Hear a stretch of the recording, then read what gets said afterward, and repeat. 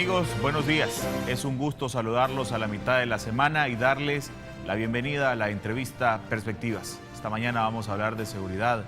Esta mañana vamos a tratar de conocer la opinión de mis invitados referente a los temas que se han conocido últimamente, que tiene que ver con la seguridad de nuestro país. El clima de inseguridad que se vive, los delitos que están a la orden del día, la cantidad interminable de homicidios que ocurren en diferentes puntos del país, los ataques también a las instituciones como la Policía Nacional Civil y a efectivos militares, desde la visión de mis invitados. Con muchísimo gusto se los presento. Esta mañana me acompaña el general Otto Romero, exministro de la Defensa, está con nosotros esta mañana y le damos la más cordial de las bienvenidas. Qué gusto tenerlo por acá. Buenos días. Buenos días, Samuel. Es un gusto estar aquí presente para poder aportarle a la sociedad algunas opiniones que contribuyan a resolver este problema de la seguridad en que nos encontramos. Y hoy precisamente cuando se celebra el día, la celebración del Día del Soldado Salvadoreño, nos sumamos y también muchas felicidades a usted y a toda la Fuerza Armada de nuestro país.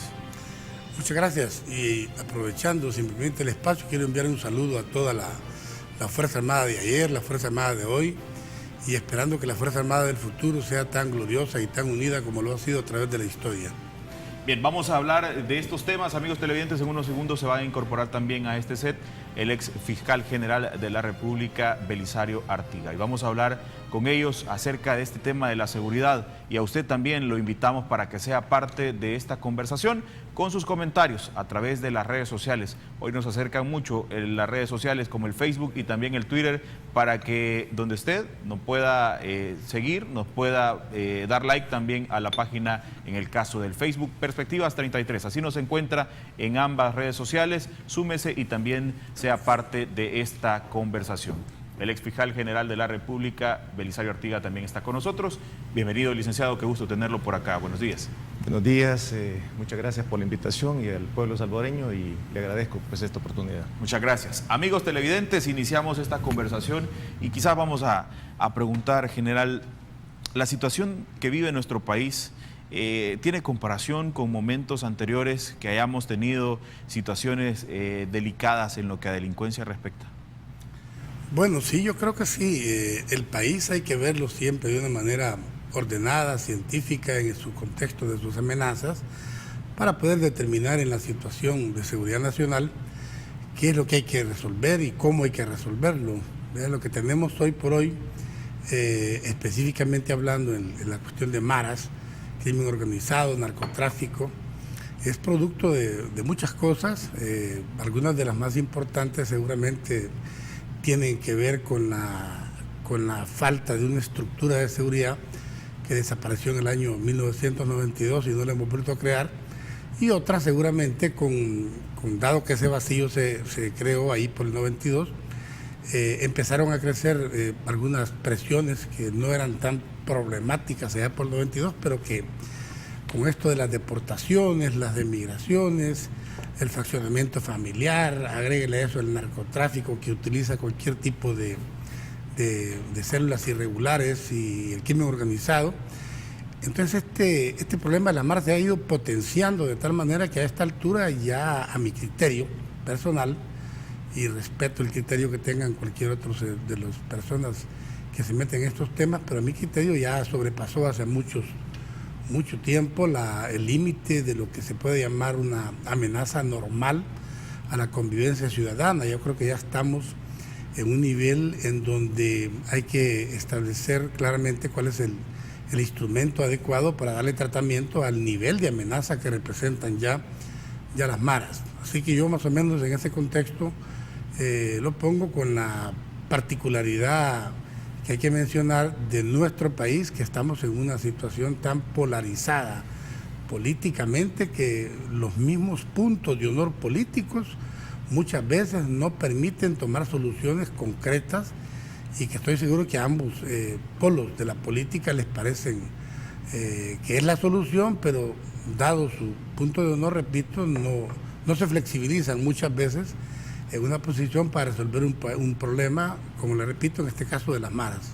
La responsabilidad que tienen las autoridades de seguridad la están abordando de la manera que debería ser y atacando este problema en las líneas que deberían ser.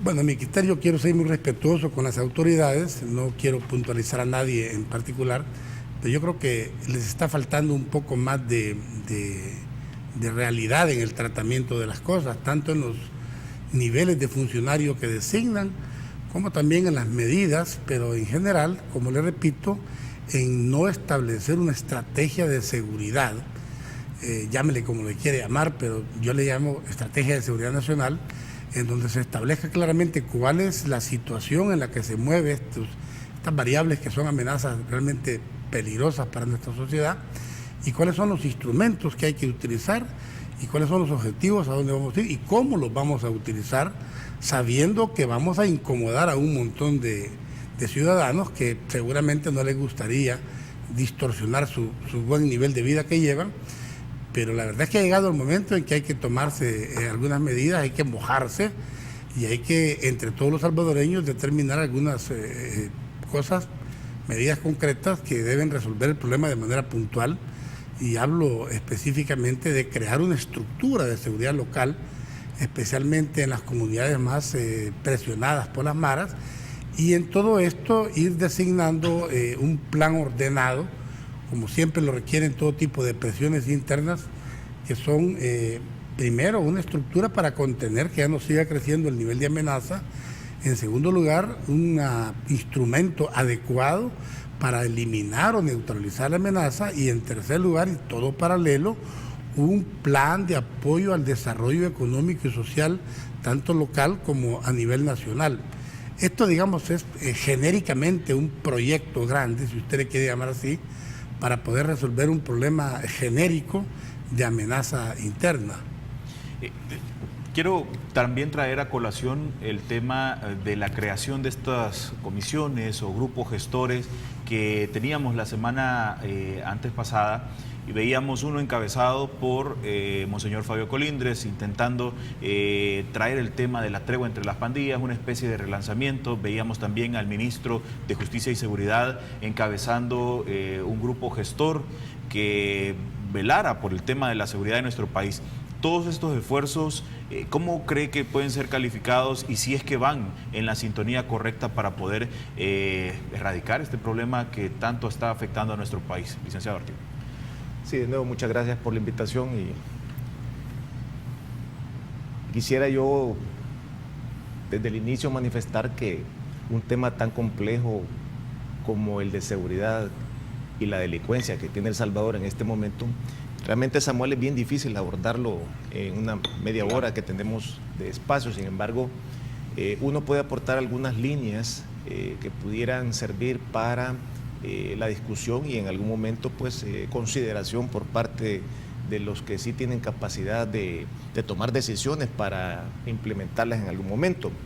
En ese sentido, yo quisiera, antes de contestar tu pregunta, retomar algunas ideas que expresaba el general Romero en cuanto al tipo de delincuencia que tenemos en el país, porque creo que ha faltado especificar realmente aún más y de manera técnica qué tipo de problemas tenemos, porque fíjate que realmente cada clase de delincuencia debe ser tratada de manera especial o diferente. Por ejemplo, nosotros tenemos lo que se llama delincuencia común, que tiene un tratamiento especial. Tenemos la delincuencia profesional o el delincuente habitual, que tiene también su tratamiento. Pero también tenemos formas más especializadas de delincuencia, como son este problema de las maras, y ya no digamos el lavado de dinero, narcotráfico o crimen organizado. Aquí el general podrá darnos clases sobre las estrategias que significa implementar dependiendo del peligro o la amenaza que se tiene, ¿verdad? O sea, cada situación requiere unas acciones diferentes. Entonces, ¿cuál es el mayor problema que tenemos en este momento en el país? El problema de la delincuencia derivada de las maras, y que esto derive en extorsión y en otro tipo de delitos. Esa es la mayor amenaza que nosotros tenemos. Y es una amenaza muy especial porque las maras en este momento ya no son aquellos grupos de colonias que observamos allá por los años 85 en adelante, más o menos, donde se conocieron los primeros grupos de maras. que se agravó esto con las deportaciones de los Estados Unidos, sino que ahora son grupos mucho más complejos, ¿verdad?, que detentan de alguna manera, porque hay que decirlo claramente, ciertos espacios de territorio, que de hecho de eso se deriva la problemática interna entre las maras, porque también este es otro grave problema, esa diferencia entre los grupos de maras que genera otro nivel de delincuencia. Entonces, si no tenemos claro cuál es el tratamiento que debemos de darle a un grupo específico de delincuencia, va a ser bien difícil y seguiremos dando una especie como de palos de ciego sobre un problema que es muy complejo y que necesita estrategias claras y definidas. Ahora, en cuanto a tu pregunta sobre estas comisiones que se han formado, etcétera, mira, yo soy muy respetuoso de todas las personas que aceptan entrar a este tipo de comisiones. Muchas de ellas merecen todo el respeto del mundo, muchos de ellos académicos, grandes pastores de iglesias o ministros de iglesias, que con muy buena intención y bajo el manto de digamos, el aspecto religioso, buscan rescatar valores y todo este tipo que inciden en esta área. Eso está muy bueno y hay que tomarlo en cuenta y debe de tomarse en cuenta. Pero yo quisiera más resaltar, aunque como dijo el general, no necesariamente nos estamos refiriendo a un gobierno específico, sino que a las obligaciones constitucionales que tiene el Estado. Desde el artículo 2 de la Constitución, que dice que toda persona tiene derecho a la vida, a la integridad física y moral, a la libertad, a la seguridad, al trabajo, a la propiedad y posesión, y a ser protegida en la conservación y defensa de los mismos. Esa es una misión que establece la Constitución dentro de lo que es la estructura orgánica del Estado, independientemente de cualquier gobierno que esté en el cargo. Esta misión es la que debe de revisarse las estrategias para cumplirle a la población y garantizarle su derecho a la vida, su derecho a sus bienes y a ser protegido en esos derechos. ¿Cómo se encuentra el ciudadano actualmente, según lo que reza este artículo de la Constitución de la República versus la realidad que está viviendo el salvadoreño? Mira, en ese orden de ideas de cómo debe de tratarse cada tipo de delincuencia, tenemos un problema también precisamente en el tratamiento normativo, legal que hemos venido dando a este problema. Si bien es cierto, se ha ido mejorando muchos instrumentos legales con que cuenta ahora el Ministerio Público y los jueces para juzgar ciertos delitos.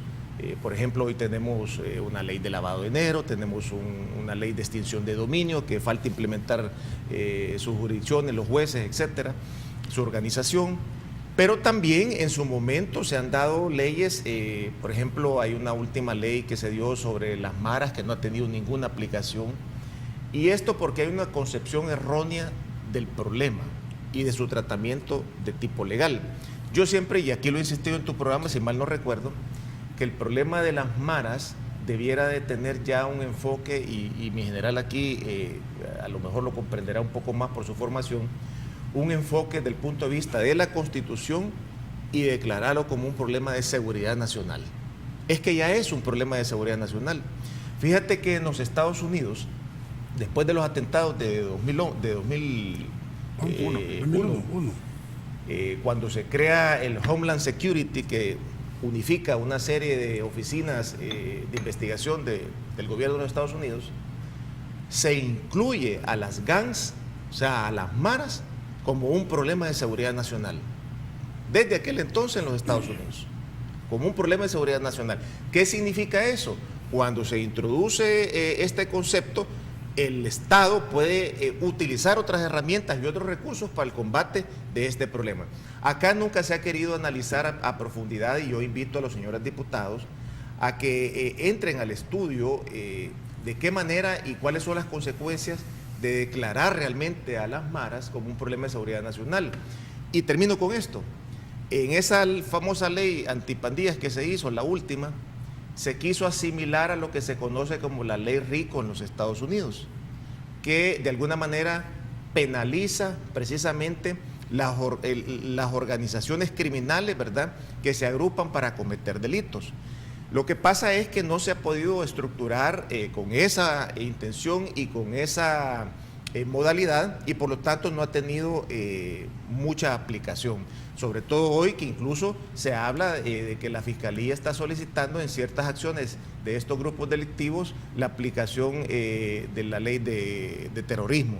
Entonces, hay síntomas que en realidad el problema no ha tenido un adecuado tratamiento, y que yo invito a las autoridades a que sigan estudiándolo y mejorar su aspecto legal. Tenemos más temas que hablar de lo que respecta a la seguridad, amigos televidentes, así que les invito a que se queden con nosotros. Volvemos.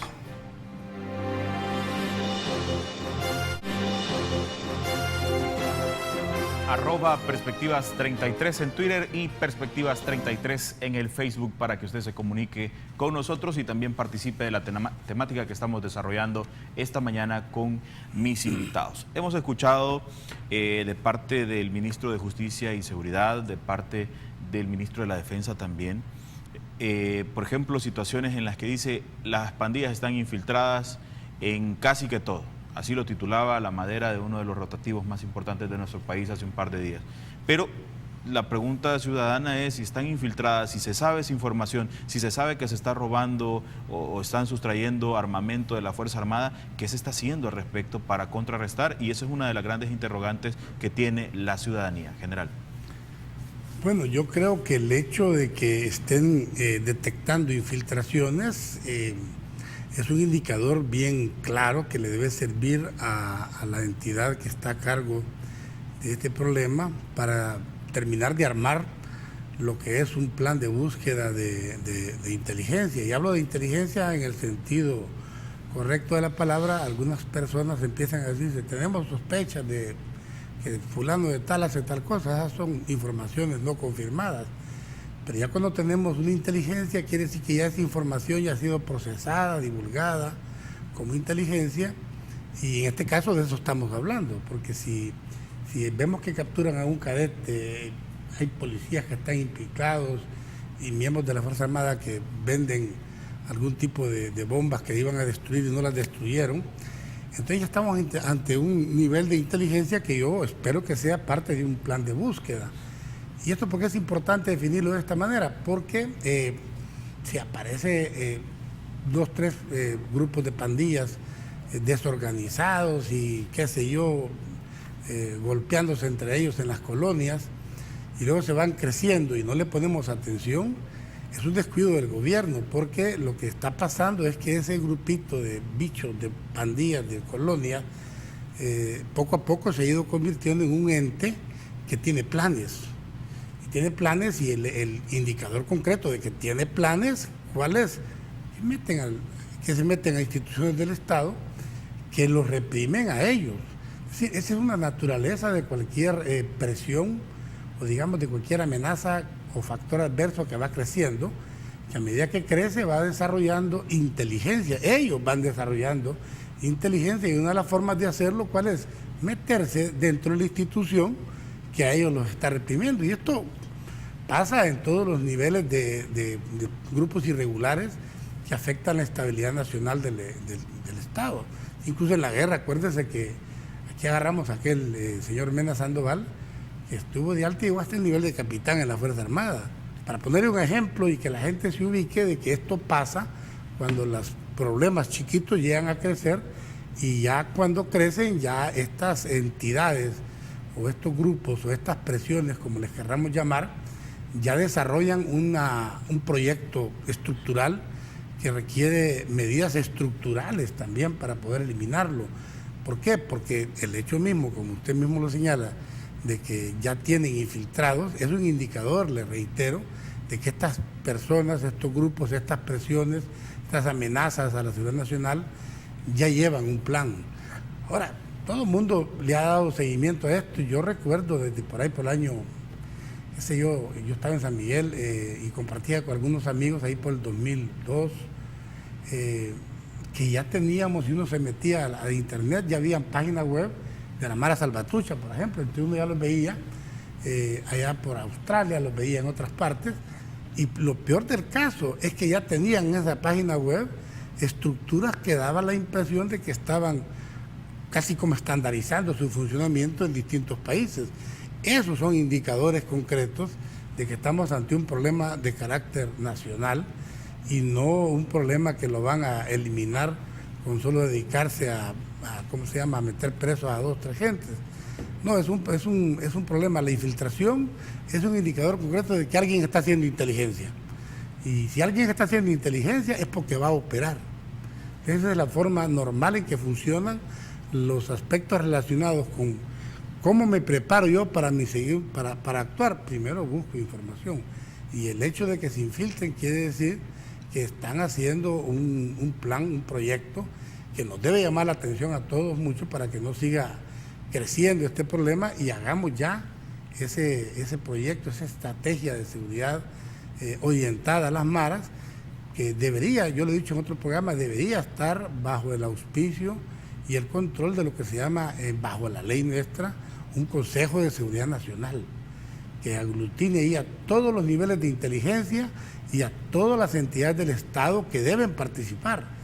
Y debe estar encabezado por el presidente de la República y deben estar presentes ahí también, si no el presidente de la Corte y el presidente de la Asamblea, debe estar presente un delegado de ellos con el poder suficiente para dar asesoría y tomar decisiones, porque estos problemas de seguridad nacional no se resuelven dejándolos aislados en manos solo de la Policía Nacional Civil.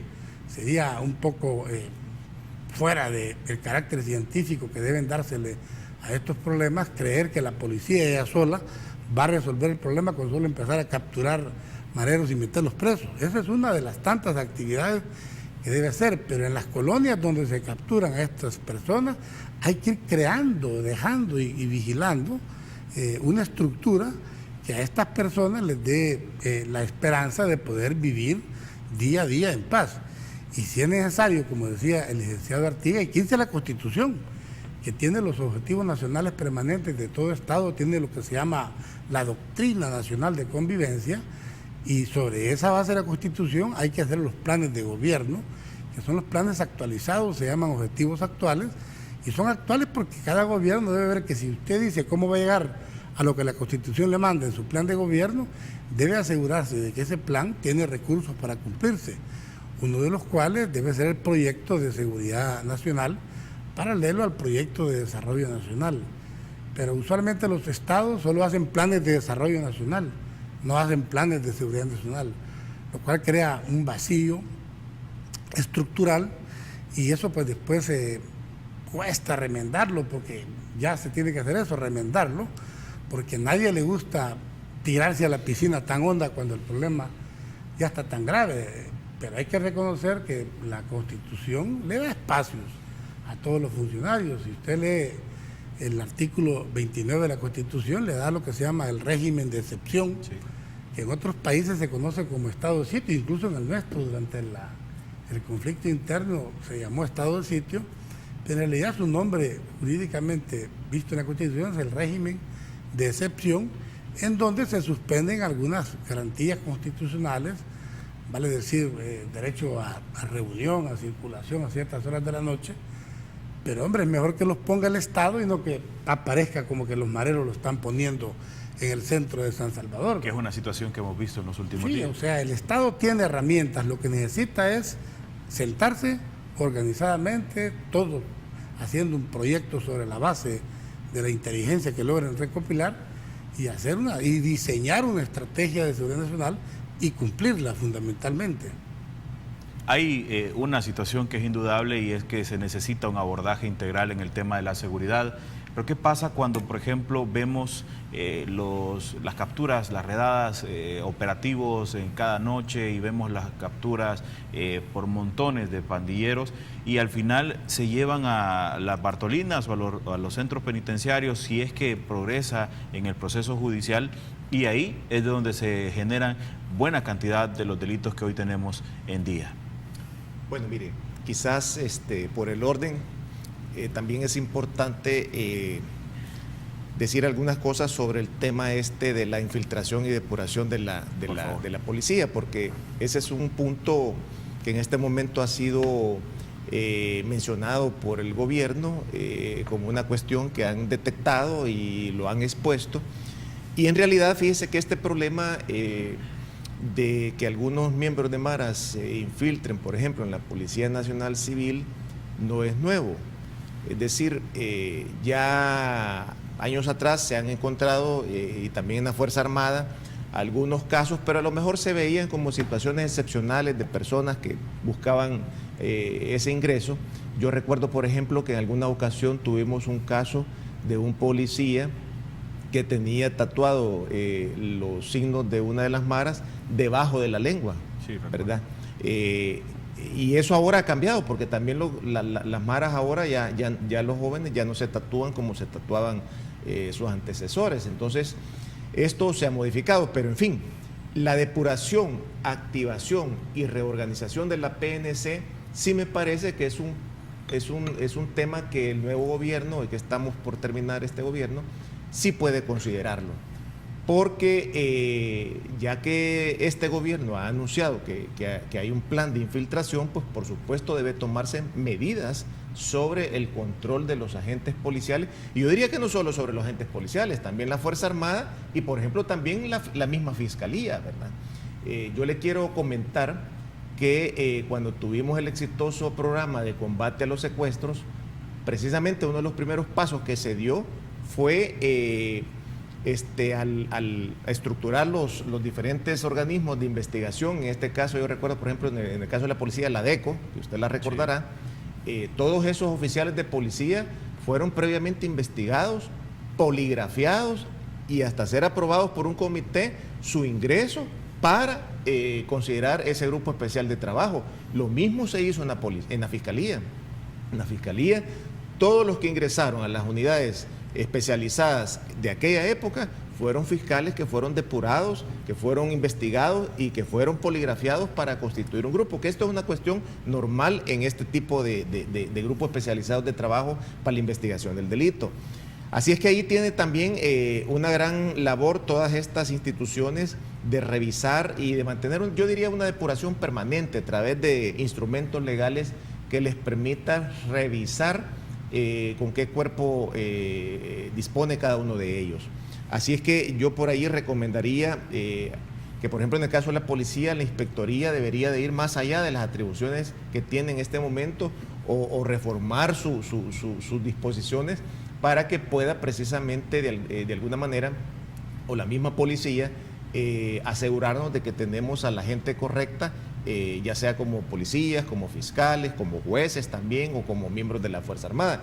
Porque si la población le va perdiendo la confianza a cada una de estas instituciones, de verdad que nos vamos a meter en un problema todavía mucho mayor, cuando ya la gente, por ejemplo, no quiera ni siquiera detenerse ante un retén de la policía, porque no distingue si son reales o son elementos que están delinquiendo, lo cual ocurre ya en las diferentes carreteras o pueblos del país. Eso es una realidad. Así es que yo recomendaría de que hay que buscar estos programas, reformarlos para poder depurar, activar y reorganizar la PNC. En cuanto a lo otro que se comentaba, yo diría que en el país existen, mire, suficientes estudios sobre el problema de delincuencia. Hay una enorme cantidad de los motivos y las situaciones por las cuales nosotros tenemos este panorama. Yo creería que todos esos estudios pues se pueden actualizar, se pueden revisar, pero en general ya hay pautas claras sobre por qué nosotros tenemos este problema real. Es un problema que afecta a toda la población. Yo creo que no hay ningún salvadoreño que, ya sea por un familiar o directamente, haya sufrido algún tipo de violencia derivada de la delincuencia. Y la población está pidiendo a gritos que se resuelva este problema, ¿verdad? Y esa es la misión del Estado y esa es la misión del gobierno. Pero, repito, Samuel, yo creo que también en todos estos planes debe de considerarse muchas cosas que hasta el momento no se han considerado. Por ejemplo, debe de considerarse realmente cómo la población misma debe tomar conciencia que debe de involucrarse en el problema, que no solo se lo puede dejar al Estado. Esa es una cuestión real. Si la población no se le organiza y no se arma de valor y no se le da la confianza para ir resolviendo sus problemas locales, ¿verdad? Locales, junto con las alcaldías, con gobernación, etcétera, todo el mundo involucrado en recuperar. Yo te oía hace algunos días que tú hablabas, creo, del problema de los territorios, ¿verdad? Es clarísimo que tenemos un problema de territorios entre las maras, pues la población debe recuperar poco a poco sus espacios públicos, sus espacios privados, para poder ir encontrando por ahí la posibilidad de tener una convivencia social mucho mejor de lo que tenemos en este momento. Y esto surge, o más bien genera la pregunta que dejo planteada para después de la pausa comercial, sobre qué tipo de participación es la que debe de tener la ciudadanía, porque hemos visto y conocíamos, por ejemplo, a través de las redes sociales, que había por ahí páginas que hacían referencia a la sombra negra o a tomar la justicia por las manos, que siempre ha sido uno de los cuestionamientos que hacen analistas o conocedores de este tema, de que en algún momento la ciudadanía podría llegar a tomar la justicia por sus propias manos. De eso hablamos al regresar de la pausa comercial. Amigos televidentes, siga con nosotros.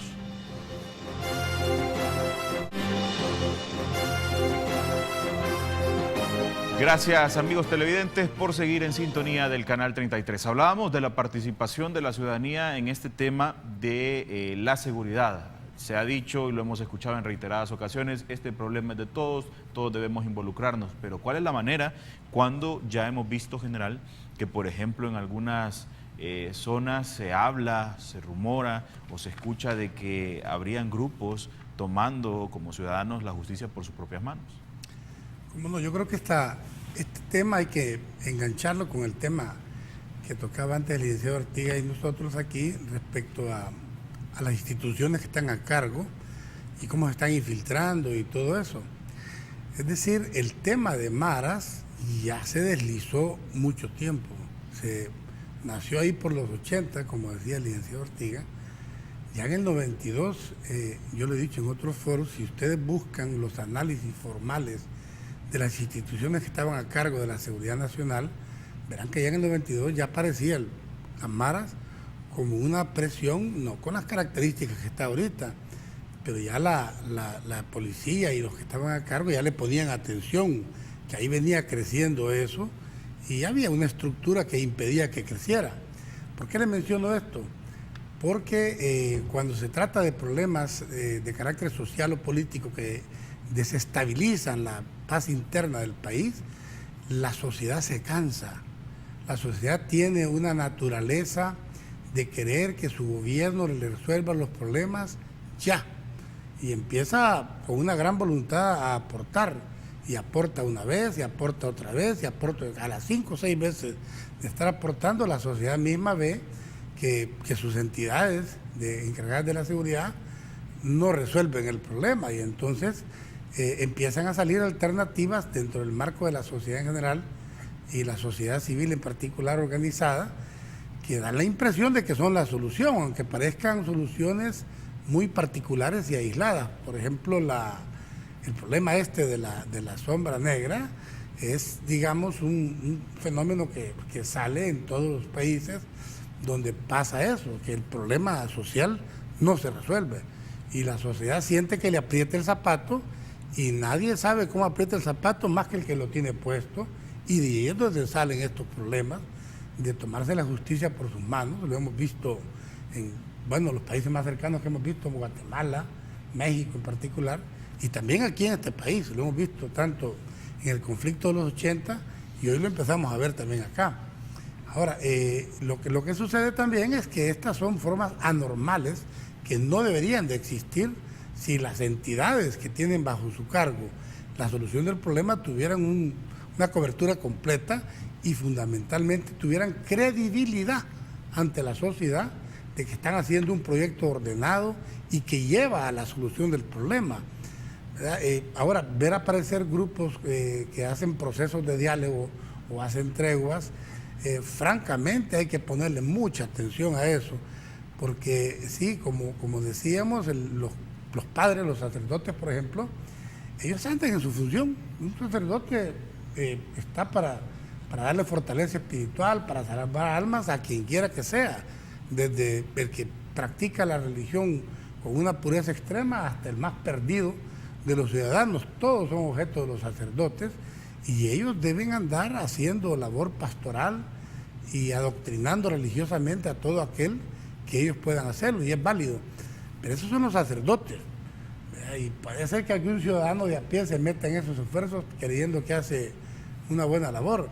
Quien no lo debe hacer es el gobierno, porque si el gobierno empieza a meterse a hacer ese tipo de llamadas treguas o hacer procesos de pacificación, empieza a desnaturalizar su función como entidad del Estado encargada, según la Constitución, de varios aspectos, tanto la policía, que tiene a su cargo la seguridad rural y urbana, como la Fuerza Armada, que en el 212 le dan una serie de funciones genéricas que marcan su política militar.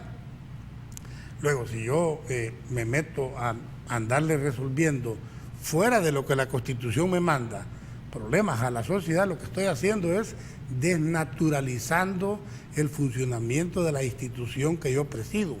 Y es una herencia cultural que le voy a dejar a la siguiente generación que esté a cargo del gobierno de este país, que le va a costar justificarlo si es que no lo sigue o lo sigue, pero lo peor del caso es que va creando cultura para cuando tengamos un alto en el camino de alguien que tenga el razonamiento correcto, tendremos en la sociedad parámetros de lo que es correcto y lo que es incorrecto totalmente distorsionados. Nos va a costar mucho que nuestra sociedad entienda a esa altura, mire, vamos a regresar a este punto, porque esto es lo correcto que hay que hacer. Si hemos visto que le bajaron los índices de 14 a 5, bueno, pues si esto funciona, hagámoslo. Pero vea la cultura que estamos heredando y seremos capaces de resolver el problema integralmente, o solo le estamos pasando el agua, como dice en buen salvadoreño, y estamos haciendo que esa entidad que ya hace inteligencia, que ya infiltra, solo esté fortaleciéndose en el largo plazo para sus propios proyectos que no son nada convenientes para la seguridad nacional. Mire Samuel, en este punto yo creo que hay que ser claro y contundente con la población y con todo el país.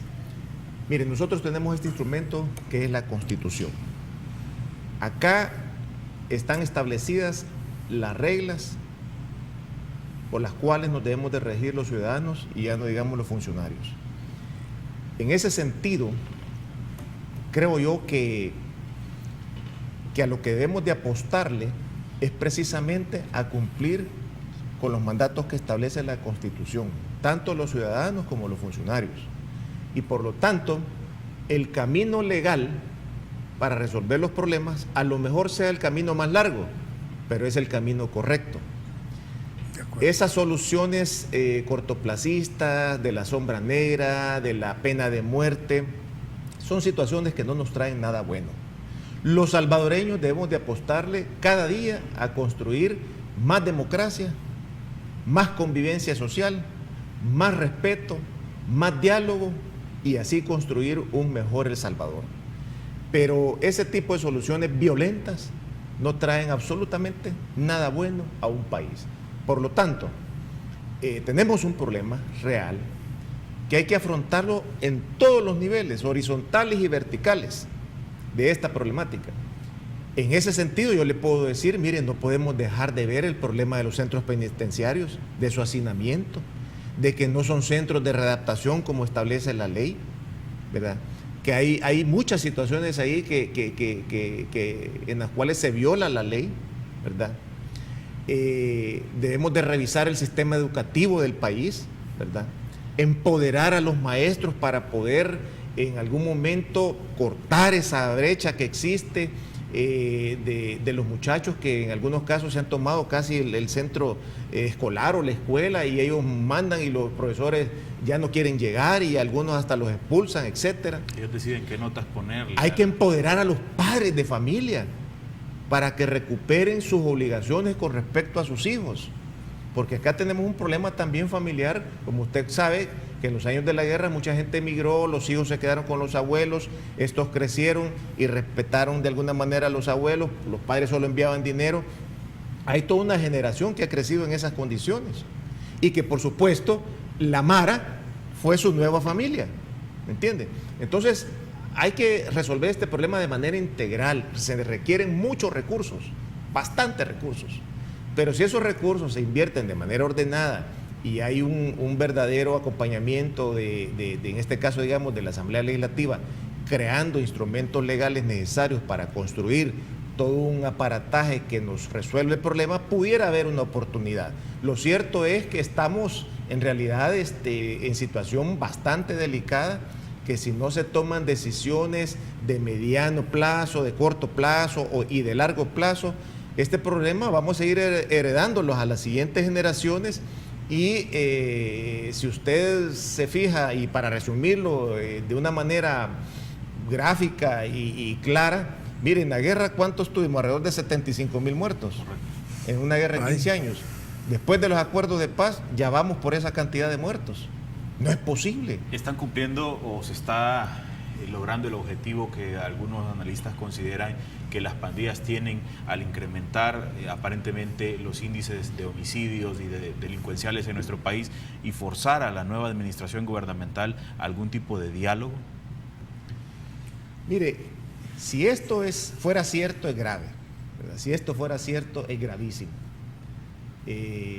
A mí me parece, y repito, que hoy que va a iniciar un nuevo gobierno, estamos a la expectativa del nombramiento de una figura muy importante como es el ministro de Seguridad y Justicia. Yo personalmente he comentado y he recomendado en algunas ocasiones que es demasiado ministerio para una sola persona, es decir, combinar justicia y seguridad son responsabilidades demasiado grandes, que en algún momento se tuvo esa óptica y que creo que no es conveniente. Yo creo que el presidente de la República electo debería reevaluar esa situación y a lo mejor necesitaría más de un excelente ministro de Justicia que lo asesore sobre los temas legales de su gobierno, ¿verdad? Que le pueda crear instrumentos legales que pueda necesitar para el desarrollo de sus políticas de gobierno y dejar a un encargado de la seguridad directamente con el problema de la seguridad. Ambos ministerios me parece demasiado peso sobre los hombros de una sola persona. Esto, digamos, para consideración. Y hay muchas cosas que se pueden evaluar. Pero bueno, la persona que va a designarse en ese cargo debe reunir muchas cualidades, muchísimas cualidades. Pero entre ellas es obvio que necesita tener conocimiento. En esos puestos no se puede llegar a aprender. Debe tener una persona que conozca del problema, o por lo menos que haya estado cercano al problema y que pueda sentarse con los jefes de policía y tener un briefing ahí de las situaciones y tomar rápido las riendas del asunto. 2, debe ser una persona que genere muchísima confianza en todos los sentidos, en la población, a nivel político, a nivel gubernamental y a nivel de las relaciones con otros estados. Y especialmente, diría yo, que de alguna manera debe ser una persona que genere confianza en la empresa privada, porque la empresa privada demanda acciones sobre el tema de las extorsiones. Los señores empresarios de buses, los señores de la NEP, los señores de la Cámara de Comercio, y yo diría todos y cada uno de los mini empresarios que existen en el país, la tortillera, la manguera, la que vende pollo, la que vende tomate, la verdulera, todos absolutamente requieren de soluciones a sus problemas que tienen en cada población. Entonces yo creería que este futuro nombramiento, y de alguna manera creo que el señor presidente electo se ha tomado su tiempo para hacerlo porque está consciente de la necesidad de nombrar a una persona con características muy especiales para desarrollar las labores que se necesitan. Sí.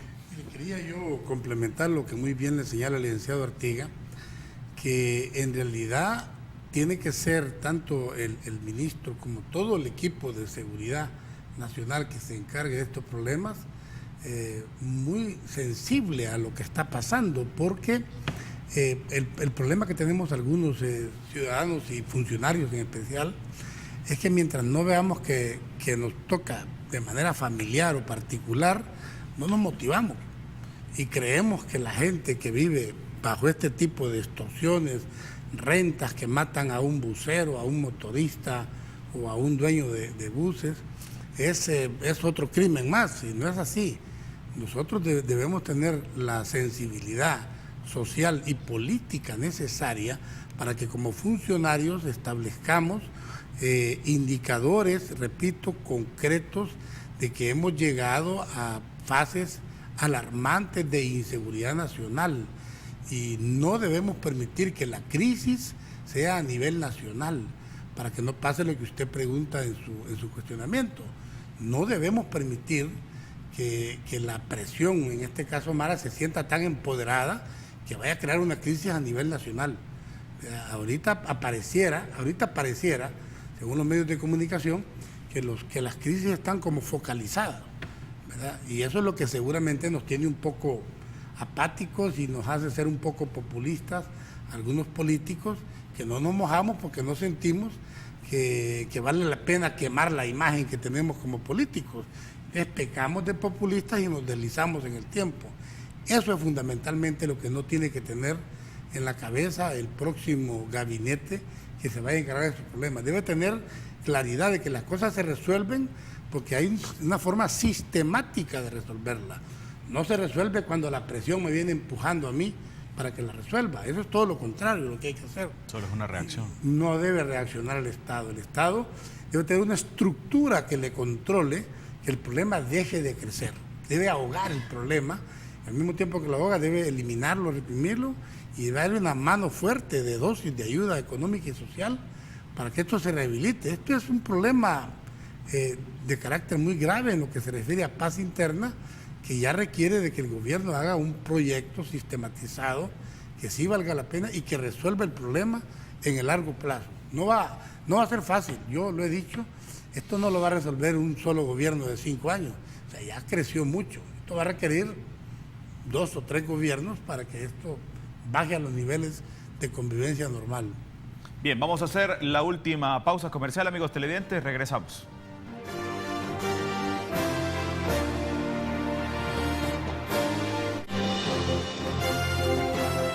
Amigos televidentes, muchas gracias por quedarse con nosotros. Quiero agradecerles a todos ustedes por haber sido parte de esta entrevista, por estar pendiente también de este tema que es de total importancia y como lo han dicho mis invitados en esta hora, y es un tema en el que como salvadoreños debemos involucrarnos y en el que como salvadoreños también debemos demandar hechos concretos y acciones concretas de parte de los responsables de garantizar nuestra seguridad. Licenciado Artiga, quiero agradecerle por venir esta mañana y compartir sobre este tema que es de total importancia. Muchas gracias, Samuel, y buenos días a la población salvadoreña. General, también a usted muchísimas gracias y reiteramos las felicitaciones en este día cuando se celebra el soldado salvadoreño. No, muchas gracias por permitirnos aportarle a la sociedad algo de lo que conocemos y quiero reiterar mi felicitación a todos los gloriosos soldados salvadoreños. Yo también, si puedo agregarme, mis felicitaciones a muchos amigos de la Fuerza Armada y a todos los soldados del país por este día y en especial a mi amigo general que está también en su día. Muchísimas gracias a los dos amigos televidentes, a ustedes también gracias por quedarse con nosotros. Siga en sintonía de Canal 33, hay más noticias para usted. Buenos días.